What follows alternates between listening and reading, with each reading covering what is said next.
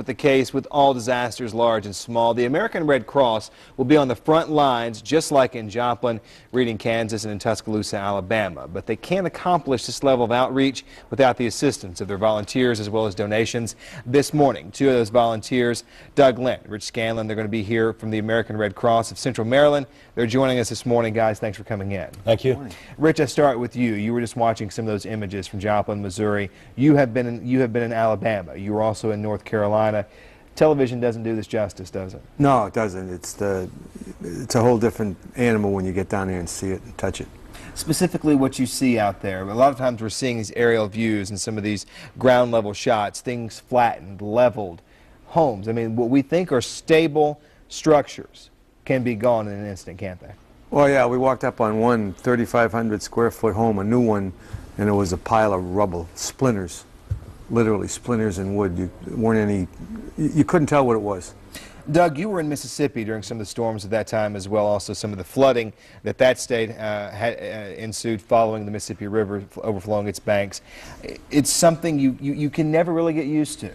Yeah, I was in a town that had been hit by an F3 tornado, so they had lots of damage from that. And then just a month later, the water started creeping in from the other side, from the Mississippi River. So, you know, even for folks who haven't been directly hit with the tornado but live amongst this, there's still an emotional strain that's taking place for them. And this is why it's so important for people to understand the value and service of the Red Cross, because we're here in Baltimore, Maryland. You guys were going well into the deep south, going into these areas where people may not even know where you're from. They know you're there to help.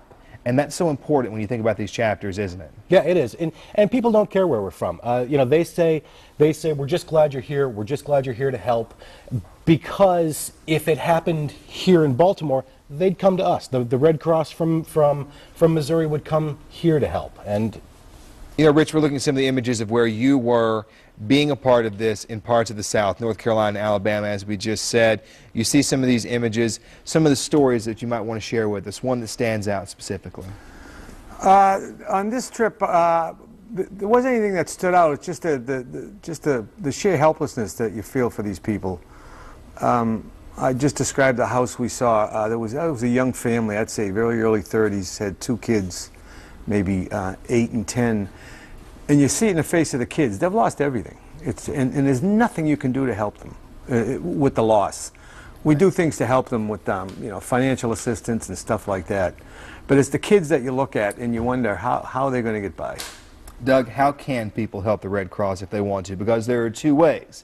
Either through donations and contributions or volunteering your service. We need help, yeah, in a couple of ways. The first and foremost is we need folks like Rich who are willing to go out and do this work, who are willing to not just respond to these disasters that happen in the Southeast or in the Midwest, but our volunteers in Maryland respond to 3 house fires every single day right here in Baltimore. So the same kind of assistance that we're providing to tornado victims that have been hit, we're providing that same kind of assistance, food, water, shelter, emotional counseling to folks right here every single day. So we need folks who are willing to volunteer their time, but we also need financial support to make it possible to provide that help, to make it possible to send Rich and other volunteers to those places. So we need individual donations. We're not government funded at all.